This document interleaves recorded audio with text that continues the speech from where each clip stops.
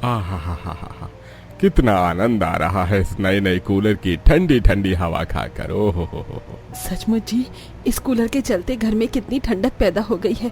अब तो रात में भी सुख शांति भरी नींद पड़ती है। जहाँ एक तरफ गरीब सास ससुर कूलर की ठंडी ठंडी हवा खाते हुए बातचीत कर रहे होते हैं, तभी बहू सबके लिए बर्फ वाली पानी में शिकंजी बनाकर लाती है। माँ जी, बाबूजी, बच्चों, ये लीजिए ठंडी ठंडी शिकंजी पीजिए। अरे वाह, आज तो बड़े मजे आ गए। कूलर की ठंडी ठंडी हवा में ठंडा ठंडा शिकंजी पियेंगे। अरे भाभी, आप तो पूरी तरह पसीने पसीने हो गई हैं, थोड़ी हवा खा लीजिए। सुलेखा बहू, आ बैठ। वैसे भी हमारे गरीब परिवार में ये खुशियाँ तेरे कारण ही आ पाई हैं। धन्यवाद जताते हुए पार्वती की बूढ़ी आंखों में आंसू आ जाते हैं। गरीब परिवार में तो सुख की चीजें लगना असंभव सा होता है। आखिरकार इस गरीब परिवार में इतना महंगा कूलर कैसे आया? कहीं इस खुशहाल परिवार का पिछला गुजरा हुआ वक्त कष्ट और कठिनाइयों भरा तो नहीं है? हे भगवान, इस भयंकर गर्मी ने तो हाल बेहाल कर दिया है। ये पंखा तो बस नाम के लिए चल रहा है, शरीर का पसीना भी नहीं सूख पाता है। सच में राकेश के बाबू, गर्मी के चलते ना तो खाने का दिल करता है और ना ही नींद पड़ पाती है। रात भर करवट बदलते बदलते ही बिहान हो जाता है। इस पर पसीने से परेशान पोती खुशी बोलती है, तो फिर हम भी अपने घर में कूलर लगवा लेते हैं ना दादी, फिर हम भी ठंडी ठंडी हवा खाएंगे। माँ, खुशी एकदम ठीक बोल रही है। इस साल घर में बिना कूलर लगवाए गर्मी में गुजारा नहीं होगा। किरण के कूलर लगवाने की बात पर पार्वती झुंझलाकर बोलती है, अरे किरण, तू भी बच्चे के साथ बच्ची बन गई है क्या? घर के सारे हालात जानते हुए भी अनजान बन रही है। अरे तेरा भाई सारा दिन कड़ी धूप में ठेला चलाकर पूरे परिवार को रोटी खिला रहा है, इतना बहुत है। माँ, तुम किरण को कुछ मत बोलो। उसे बेचारी ने गलत क्या बोला है? 2 की रोटी का खर्चा उठाने के अलावा मैं आज तक अपने घर में कोई जरूरत की चीज नहीं लगा पाया, जबकि अड़ोसी पड़ोसी के घर में एसी, कूलर, फ्रिज सब लगा हुआ है। ऐसा बोलते हुए राकेश हिम्मत हार कर रोने लगता है। तभी रोते बिलखते हुए घर का मुखिया कैलाश ढहकते दिल से दिलासा देता है, राकेश बेटा, गरीब के भाग्य में सुख करना नहीं लिखा होता। उसकी तो सारी जिंदगी 2 वक्त की रोटी कमाते खाते ही गुजर जाती है, और यही सच्चाई है। किसी तरह पूरा परिवार घुटे मन से रूखा सूखा खाकर सोने का प्रयत्न करते हैं। तभी दोनों बच्चे पंखे में सोने के लिए झगड़ा कर लेते हैं। ओए पलक, चल हट जा मेरी जगह से। ये पंखा वाली जगह मेरी है, या मैं सोता हूँ। नहीं, आज इस पंखे वाले हिस्से में मैं सोऊंगी, मुझे बहुत गर्मी लग रही है। हे भगवान, इन दोनों का तो रोज रात का झगड़ा शुरू हो गया है। अरे बहू, आज पल्ला खुला छोड़ दे, नहीं तो घर में उमस भर जाएगी। जी माँ जी। चलो रंजन, खुशी, तुम दोनों भाई बहन भी सो जाओ, कल स्कूल जाना है। जहाँ एक तरफ कोई पड़ोसी महंगे एयर कंडीशनर में सो रहा था, तो वहीं बाकी के घर में कूलर लगा हुआ था, जिसकी ठंडी ठंडी हवा में सब लोग सुकून भरी नींद सो रहे थे। तो वहीं गरीब ससुराल वालों की गर्मी से जूझकर सुबह हो जाती है। तभी आंगन में झाड़ू लगाते हुए सुलेखा देखती है, बहन जी, ज्यादा से ज्यादा मैं इस कूलर के 2000 रुपए दे दूंगा। चल हटा, ले जा भैया तू 2000 में।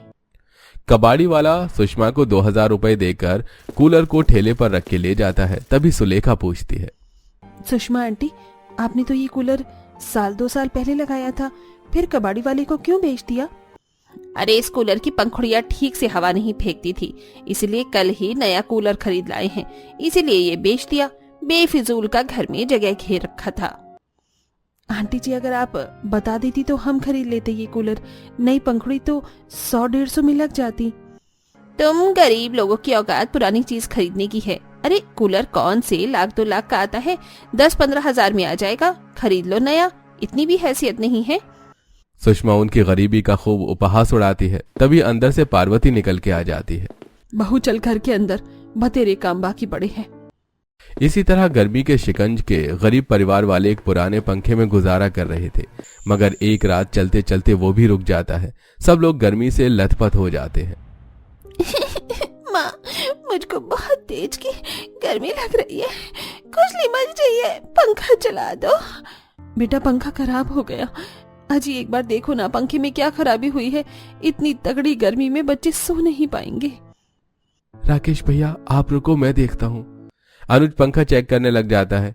इधर गर्मी के चलते ससुर का बीपी बढ़ जाता है। अरे अनुज, इतनी देर क्यों लग रही है? जल्दी से बता, पंखे में क्या खराबी है? पिताजी, पंखे का कंडेंसर फूक गया है। लो, हो गया कंगाली में आटा गीला। किसी तरह खटर पटर ही सही इस पंखे में थोड़ा बहुत चैन सुकून तो था, अब तो वो भी छिन गया। पता नहीं विधाता सारे दुख हमारे घर पर ही क्यों बरसा रहा है। अजी क्या हुआ तुमको? ठीक तो हो? लगता है तेरे ससुर का बीपी बढ़ गया है, चीनी पानी बना दे। जी माँ जी। गर्मी के चलते ससुर की तबीयत बिगड़ने के चलते सबकी आंखों से नींद उड़ जाती है। गर्मी के चलते सबके शरीर में लाल घमौरी निकल आती है। मम्मी, शरीर में जलन मच रही है। जैसे ही सुलेखा दोनों बच्चों के घमौरी में से खून निकलते देखती है तो उसकी आंखों में आंसू आ जाते हैं। अरे बच्चों, खुजली मत करो। मैं सहला देती हूँ। राकेश बेटा, किसी भी तरह पंखा ठीक करवा कर ले आना। देख, बच्चे घमौरी के चलते कितने बेचैन हो रहे हैं। देखो माँ, काम की तलाश में जा तो रहा हूँ, बस भगवान की दया से कोई चक्कर मिल जाए। ऐसा बोलकर उदास मन से राकेश कड़ी धूप में ठेला लेके निकल जाता है, जहाँ उसे दुकान से कूलर छोड़ने का चक्कर मिलता है। देखो भाई, इस कूलर को इस पते पर पहुंचाना है, 300 रुपए भाड़ा दूंगा, जाओगे? हाँ हाँ, क्यों नहीं जाऊंगा साहब, गरीब आदमी हूँ, रोजी रोटी कमाने के लिए निकला हूँ।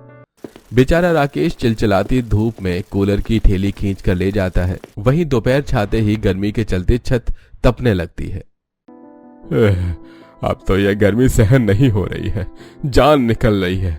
अरे सुलेखा बहू, वो बांस वाला पंखा तो दे दे, थोड़ी तो राहत मिलेगी।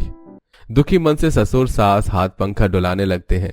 तभी सुलेखा मुरझाए हुए मन से कहती है, किरण, मुझे लगता है अब हम दोनों ननंद भाभी को भी कुछ काम करना पड़ेगा। तुम्हारे भैया अकेले घर का खर्चा उठाएंगे और हम सिलाई बुनाई का काम करके पैसे इकट्ठा करेंगे। 1-2 महीने में हम कूलर लगवा लेंगे। सुलेखा की बात का उसकी गरीब नंद समर्थन करती है। फिर दोनों एक बुटीक की दुकान पर से ब्लाउज तुरपाई करने का काम करने लगती हैं और सारा दिन भूखे प्यासे सिलाई करती है। बहू की इतनी मेहनत देखकर ससुर भी बुढ़ापे की उम्र में मजदूरी का काम करने के लिए निकल पड़ते हैं। अब पूरा परिवार पेट काट काट कर कूलर खरीदने के लिए 1-1 रुपए बचाने लगते हैं। सबकी जोड़ी गई जमा पूंजी से आखिरकार गरीब परिवार के लिए कूलर आ जाता है। ये बल्ले बल्ले, शावा शावा, हमारे घर में भी कूलर लग गया। अब हमको गर्मी में नहीं सोना पड़ेगा, हम भी ठंडी ठंडी हवा में सोएंगे, है ना रंजन भाई? हाँ खुशी, अब मैं तुमसे लड़ाई भी नहीं करूंगा, ठीक है? अरे सुलेखा, देख क्या रही हो, जल्दी से कूलर को चलाओ, गर्मी के मारे पसीने छूट रहे हैं। जी अच्छा। सुलेखा जल्दी से कूलर के अंदर पानी भरती है और जैसे कूलर का बटन दबाती है पूरे तपते हुए घर में ठंडक फैल जाती है। हाँ, क्या बर्फ जितनी ठंडी हवा आ रही है। आज तो कूलर की हवा में चैन की नींद पड़ेगी बड़े भैया।